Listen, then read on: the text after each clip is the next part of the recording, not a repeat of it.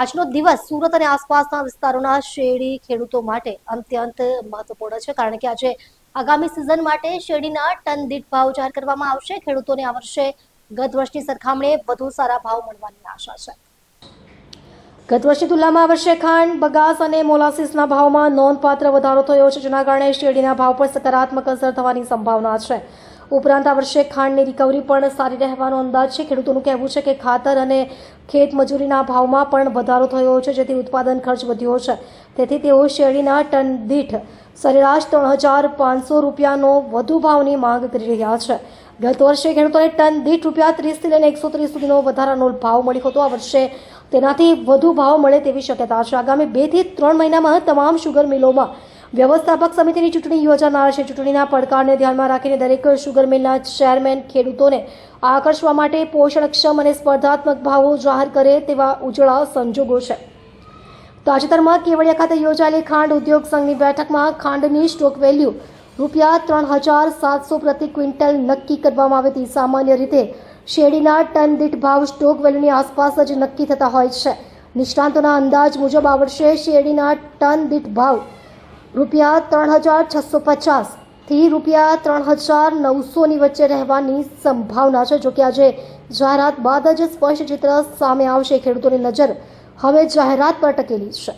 જયેશ દલાલ ખેડૂત આગેવાન આજે સમગ્ર દક્ષિણ ગુજરાતના ખેડૂતો 31 માર્ચ એટલે શેરડીના ભાવો દક્ષિણ ગુજરાતની સહકારી મંડળીઓ નક્કી કરતી હોય છે।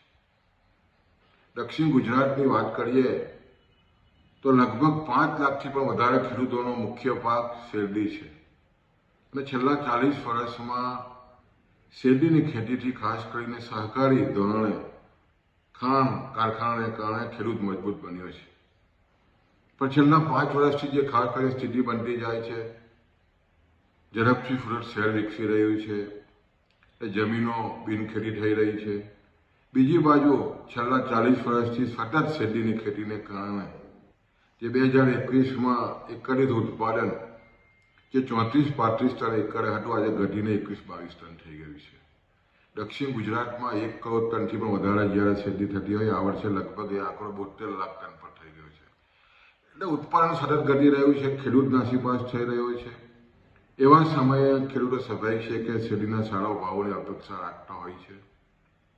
કેન્દ્ર સરકારે પણ જે રીતે FRP વધારી છે, એની સામે ખાંડની જે લઘુત્તમ કિંમત વધી નથી, તો ખેડૂતો ખાસ કરીને દક્ષિણ ગુજરાતની સહકારી મિલો અને એમાં પણ ખાસ કરીને સમગ્ર ભારત દેશમાં જે રીતે શેરડી બળવાનું પ્રમાણ ગુજરાતમાં છે, એને કારણે પણ ખેડૂતોને ખૂબ જ મોટી મુશ્કેલી પડી રહી છે।